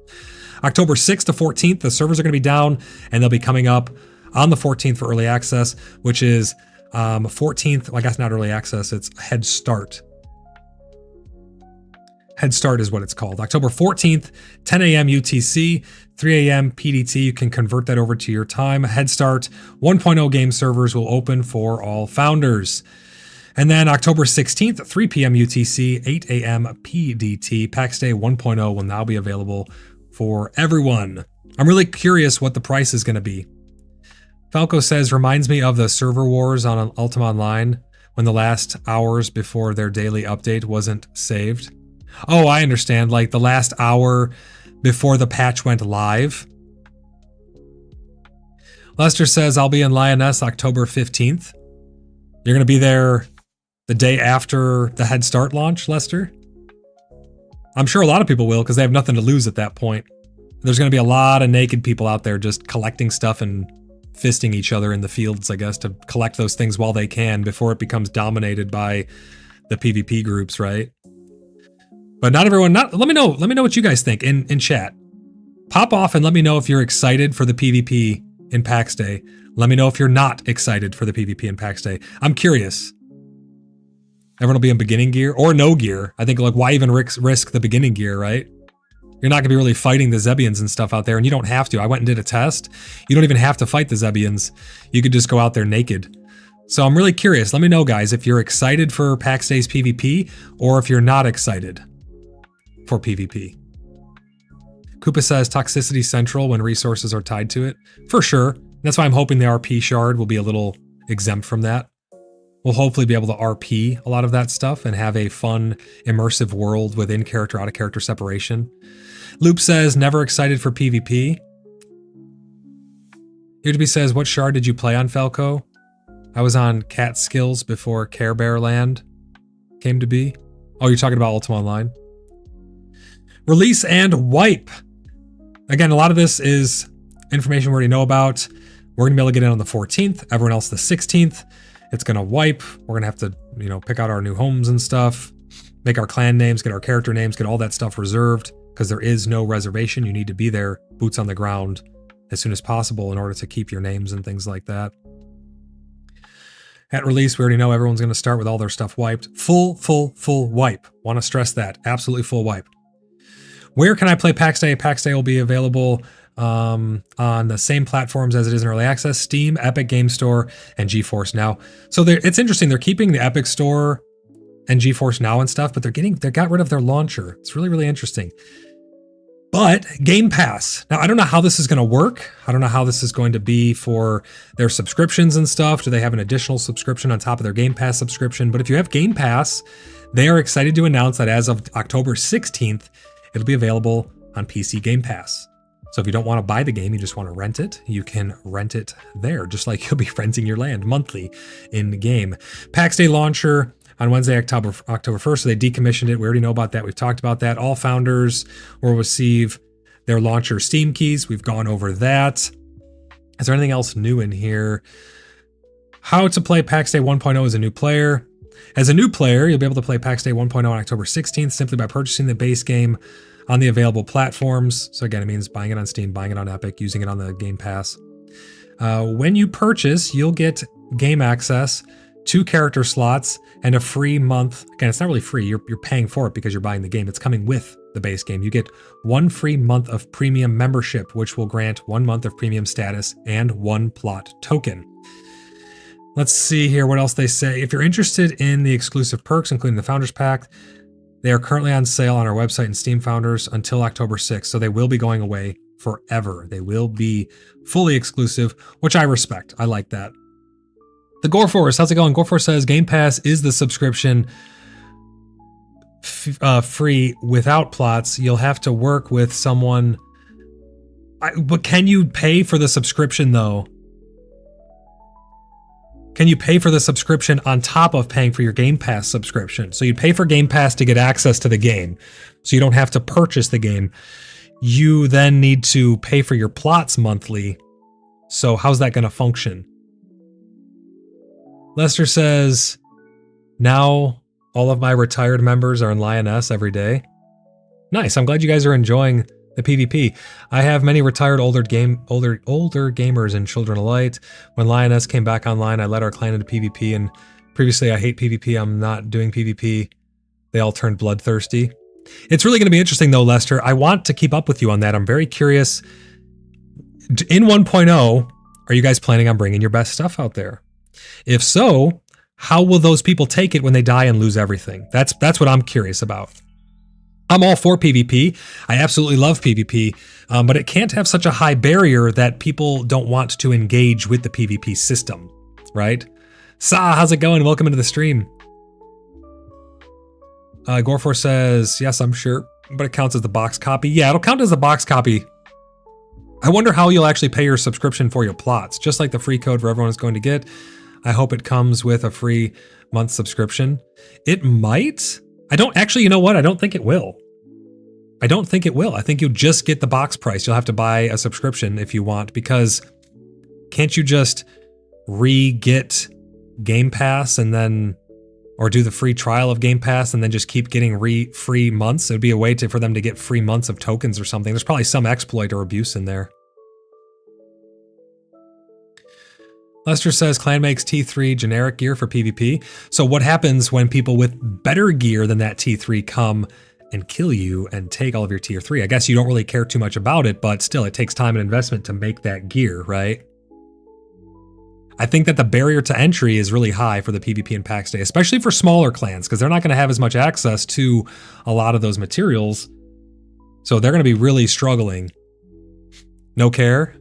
So if every time you go out there, someone kills you and you lose, like, all right, I got my stuff, I'm going back out there. All right, I died. Okay, I'm going to get some more stuff, put it on, run back out there. Oh, I died again. Like rinse, repeat. You just don't care. That's interesting. I know there's people like that. It's just interesting to see different play styles. I love PvP, but I wish that it wasn't full loot. I think dropping your resources and having other negative effects. Your clan is rich. Well, your clan's not going to be rich. Your clan's going to be absolutely butt broke come 1.0. You're not going to have absolutely anything. You're going to have to earn it all again, obviously, but in a year, we'll all be rich again, probably. Gore4 says, Void, that exploit favors the provider of Game Pass. Lester says, for a month. You think it'll take you a month to get back there? There is going to be less land for most guilds, too. How is there going to be less land? With so many servers, I don't think land is really going to be an issue. I really don't. I mean, I think on some servers you'd be hard pressed to find people. I don't know for sure. That's just on my assumption, but. So let's see. If you're interested in those perks, get them now before they go away. What'll happen to early access players? You do not need to purchase the game again. We already know all this stuff. I'm not going to reiterate that. Final treats, they say, we'll be receiving an extra copy we can give to a friend. Keep playing for free or on a subscription. They say whether you're a newcomer or a founder, once your free month or months of subscription is or are over, you can choose to continue playing for free without a plot and retain access to the whole PAX Day experience. But again, you really don't retain access to the whole PAX Day experience. I would assume at some point you're not going to have access to other people's plots, and I would almost stress and demand that if I'm paying real money, I will have more control over my plot with a better permission system. What if I do not want someone sitting on my property harassing me? I can't lock my doors. I can't restrict my enemies from using my crafting tables or just sitting in my dining room and ruining my RP sessions. You can't stop any of that, and now I'm going to be paying real money for it. You could just be harassed by people. They could just come sit on your property without breaking any terms of service and just, sit on your property and just ruin your experience for you without really truly breaking any terms of service. Lester says, got a jet, peace. Take care, Lester. It's great to see you, man. Thanks for your insight on the PvP, brother. I appreciate you. Hopefully I get to see you at some point in 1.0, or hopefully we'll see you in the future here on the channel after 1.0. But I appreciate you, Lester. Thanks for stopping by. That's my concern though, right? You're not going to have access to crafters. You're not going to have access to anything above the basic crafters. So even if you buy that armor, you're going to have to go and pay or trade with someone. You could argue that that's going to push RP because now you got to bring your gear back to someone to get it repaired or something. I don't know, but you really don't have access to the whole PAX Day experience. I think that's a little disingenuous. You really don't. You don't have access to a property unless you know someone with access to a property who's going to grant you access. Or pick up a premium membership to unlock all the extra benefits. And we've talked about that till we're blue in the face with the whole extra XP. I'd like to see that go away. I don't think that that's really fair. They have their community celebration thing, and then development continues. PAX Day their development's ongoing, and our team is already working on the next verse. We've only just begun this verse. I mean, this is only episode 4 of whatever season of PaxCast we're on. What is this? PaxCast season 4, episode 3 only. They just started verse 4. Whatever, I think this is verse 4. Whatever verse we're in, they just started it. So hopefully we get some more content added in here. Watson says, LOL, that sounds like the official PAX Day Discord channel. You talking about like people going on your plots and stuff?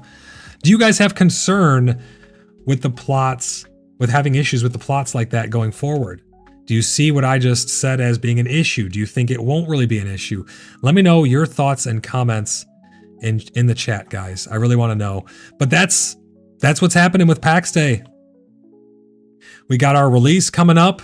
Servers going down on the 6th, head start on the 14th, full launch on the 16th, coming to Game Pass. No launcher as of the 1st. Make sure you check your emails for all of those launcher accounts. You'll be getting emailed a Steam key. There's the public test shard coming up. 6 live servers are going to be going live on the 16th, or I guess on the 14th. All of those servers are going to be going live. The public test servers are going to have access to new content about 2 weeks before it goes live, but will potentially be unstable, so not really recommended for normal gameplay. You'll be getting a free copy to all founders on October 14th. You have to claim it before November 16th. And what else did I miss? We're getting 3 new cosmetics added to the founders packages. The founders packages will be going away on the 6th. I think that was the 6th. So make sure if you want to get any of those exclusive perks that you get it now. And that is your speed run rundown. Hopefully #SoonTM, we get some news about the patch notes. Hopefully we get some news about patch notes. I just want to take a moment here to tell you guys what I envisioned PAX Day being, and what a lot of people envisioned PAX Day being, and what we still envision it being. What we don't envision it being is a PvP extraction game. We didn't buy into a FPS extractor, or some shooter extractor game or anything like that, or some medieval extraction game. Now that is what they said the direction they're going with PAX Day is going to be a PvP extraction game.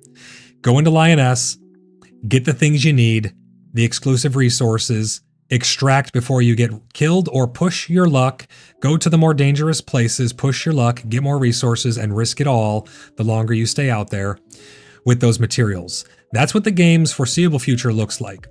Now, what I envisioned it being was, now close your eyes and come on a journey with me. Let's bring the mic in for a little story time. Let's close our eyes and go on a journey. What I picture PAX Day being, the perfect game for PAX Day, is going to be having dungeons with bosses. You know, fix the AI, whatever. That's all fine and dandy. Fix the AI, give us more mechanics. Flesh out the combat. Now, I think the reason that the combat doesn't have as many mechanics as I would like it to is because it's meant to be played on mobile, if you can believe it or not. Well over a year ago, like a year or two ago, they showed PAX Day, the early test builds being played on a tablet. So I think that's why we have a limited number of abilities. They're trying to make it, you know, an MMO while also still retaining that playability from like a controller or a tablet or your phone or all kinds of crazy things. So let's go on a journey, right? We go into a dungeon. We have bosses down there, roaming bosses that aren't just, you know, spawned in one place. Give them mechanics. So while we're fighting them, there's certain things that you cannot get hit by or it's going to hurt. Make it meaningful and reward the players for doing good on those PvE mechanics. Just like World of Warcraft, just like a lot of other MMOs, it's fun when you're fighting bosses and monsters that have mechanics to them, things that you need to dodge, things that you need to interrupt. There are some of those right now, but we don't have bosses. We don't have bosses right now, and it's just not a very good experience in the dungeons. They're a thing that you have to go to. We get cheap loot from the loot piles, and it's just, that doesn't feel that great. But the dungeons, they have great atmosphere. I think one thing we can all agree on is the game is beautiful. The game is one of the most beautiful games I've ever seen. The dungeons are so immersive. The environment looks great, but it needs to be more than a pretty face. It needs to be more than a pretty face, just like most things in this life. We need to have that content. It needs to have some meat on the bones. Imagine you go under a full moon. Give us moon phases. Imagine you go under a full moon to some of those hedgestones, and you are doing some ritual at one of those altars. You drop some certain materials, you do some prey mechanic or something, and it starts to illuminate. Subtle at first, and wisps start to come from out of the forest. They start to encompass and circle the circles that you're in, the Stonehenge. They're going around. They get faster and faster. They converge above you, making one giant wisp light. It descends down from the heavens, crashing into the earth, opening up a portal that you can step through for fast travel or to go to another wisp dimension or something like that. Rituals like that, things that are mysteriously discovered by players. They're not just in patch notes. Bosses that can spawn in the dead of the forest when you kill too many of their people or their entities. Killing so many ghosts can spawn, ravaging ghosts to spawn on the paths, and they'll go towards your cities and they'll patrol the areas around it, or a boss will spawn. A dynamic system where we can engage with the game in a meaningful way and cause real change around us. Going down into a dungeon to strike back at the heart of darkness, maybe reducing the Zebian population up on the surface, or causing them to strike back even harder. There could be so many different things to flesh out the PvE experience in the world of PAX Day. I have so many hopes for the future of PAX Day. Athena says, happy for an RP server. Athena, great to have you. Kappa says, a good summary, thank you. Absolutely, you're welcome. I'm really hoping, really hoping that we get some things like that. Roaming bands of bandits on the roads. The Inquisition hear about the whereabouts of someone because we killed one of their leaders, so they send patrols in the area and we have to push them back. There's a really unique thing coming to Ashes of Creation called the Harbingers. The Harbingers will have multiple stages and they have real impact on the world around us. They can take hold. These shards will come flying out of the sky with the old gods. A lieutenant will spawn. If you take out the lieutenant, you can push back that shard and close the rift of the Harbinger. If you don't, and we can't kill him as a community, it will spread and the corruption will take hold, and now it becomes a settlement and it starts to spread and spread and spread, and you got to push it back, and now it's threatening the very gates of your encampments, and you must come together in order to take out that taint, to push back that corruption. Meaningful impacts on the worlds around us. Not just these cheap dungeon dives to get gear, not just these cheap grind loops to keep us stuck in front of benches, not just the cheap PvP loops where we go, die, rinse, repeat to craft gear or go out naked miner. We want real, meaningful interactions in the world.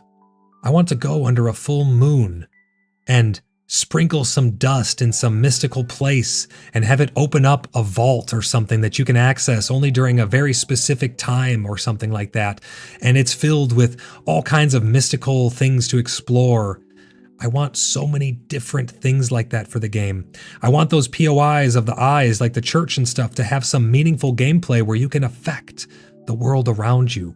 The Inquisition hear of our activities and do something. There's so many things that I want to see in PAX Day because it is that great platform. It's one of the best RP platforms I have ever seen. Let me know in chat, guys, if you agree with that the RP scene for PAX Day has the potential to be the end-all, be-all PAX Day, the end-all, be-all RP experience. It really does. It has that potential. I'm just really worried that they're not going to make it to that finish line. And this is just me talking frank. I'm not putting down the game. I absolutely love the game. I want it to succeed. I never criticize out of a place of malice. I criticize because I want it to be all it can be. I want to see PAX Day reach its full potential. I wanted to have all of the systems that we need to play this game forever. I want to log in and play PAX Day. And I think so many people are in that same boat. Mainframe, let's get back to that original vision. The PvP stuff is great and all. Like, I love to have the option to have those things, but don't make it mandatory, and let's get some PvP stuff. Let's get some PvE stuff on top of the PvP stuff. Let's see what some people have to say. I say that the wisps are the exit tunnels. Maven says, warmest greetings to you, Lady Athena. Great to see you, Athena. Joining late, but remember those Inquisition fortresses we found shows there is some PvE content ready to go. We don't know what they're doing with those, right? Hopefully, Walter, you're right there and we get something with those. But yeah, I do remember those. And that's where it comes down to that people don't know if they're sandbagging. I really hope they're sandbagging. It also would have been kind of shitty for us as early access testers for them to be sandbagging, but I would get past that if they were, because I just want the content. That's all I want, right? I just want to have that content. Pa says, agreed. Great to see you. Welcome to the stream. Kadamir? or Skedmir. I don't know how to pronounce. I'm terrible with names, guys. Sorry. Welcome into the stream. I suspect we won't see any significant PvE content until after PvE or PvP, May to June, maybe. We can always be hopeful, right? Loop says, now all I want is a story time Void style. And hopefully I have the opportunity to do more of that. I'm going to be doing some more of the Graveheart's Fables. That's my podcast where I tell creepy stories. If you are wanting to hear those, I have a litany of episodes from RP PAX Day, as well as stories over on Graveheart's Fables. Let me know what you guys want to see on the channel, though. I want to do more of those stories. They just take a lot of time, and I've been so busy with keeping up with all the stuff. We got a Minecraft RP server that's going to be launching soon. Go4 says PvP was always part of their vision. I know it was a part of the vision, but I didn't think it was going to be the whole vision, right? And they've said that there's no PvE content coming in the foreseeable future. Like, that's what they've said. There should be exclusive resources for it. I don't know. I mean, that's debatable. I know I respect your decision to say that there should be exclusive resources, but when it's the best stuff in the game and it's going to have meaningful impact on PvEers eventually, it's a hard sell. You know, I get it. There's an economy and people can buy those things if people are going to be selling those things. I don't know, but that's debatable, right? Like, and I respect your opinion to think that there should be. I'm not sold on it. I don't know. I mean, we don't have the full PvP experience yet, even though it's releasing way too early. We're not going to have the full experience. We do not have the full PvP experience. We don't have the land claiming out there. We don't have the baronies. We don't have the sieges with the siege engines. We don't have the mounts to be able to get around faster with cavalry and stuff. We don't have the alliances and the rivalries with the houses brought in yet. We don't have the church system yet, really. There's so many things that we don't have that the PvP system really is just, it's not even there yet either. We just have a space to go and PvP.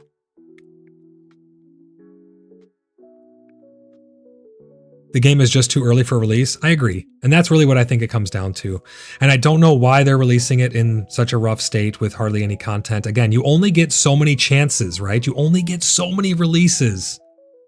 If their release here is tainted, they already have terrible, terrible reviews. Everything they put out on the common neutral platforms just gets obliterated with terrible comments on people who just feel burnt and are upset about the way that it's gone and everything. Sold one vision and given another. It's hard, right, to see those things. You only get so many chances with people on those releases. So this is going to be a very pivotal moment. No mounts yet is insane. Well, you got to remember too, it's not just that we don't have mounts. They've said that we're not really going to be getting mounts. They're not working on mounts. Mounts are not anywhere on their radar anytime soon at the earliest, and not anytime soon. If we get them at all, they're not coming anytime soon. They said they're not working on it. Same with PvE content, and those are some of the big gut blows, you know? Falco says the top tier resources should be accessible outside of the PvP zone, but it should probably be a lot less prevalent for sure. I would agree with that. I think that would be generous. Yeah, and I think that would be a good way of doing it. But everyone has their own way that they want to see that stuff pan out. So there really is no right or wrong answer.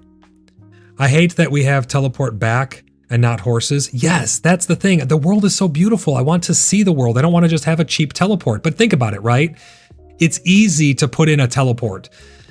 How do you get the resource? You buy the resource. How do you get the resource that you use to buy the resource, which is gold? You farm the gold. You use the gold to get the grace. You use the grace to teleport. Teleport is just a function command. Fade out screen to black. Move character to these coordinates. Drop them in. Fade screen out.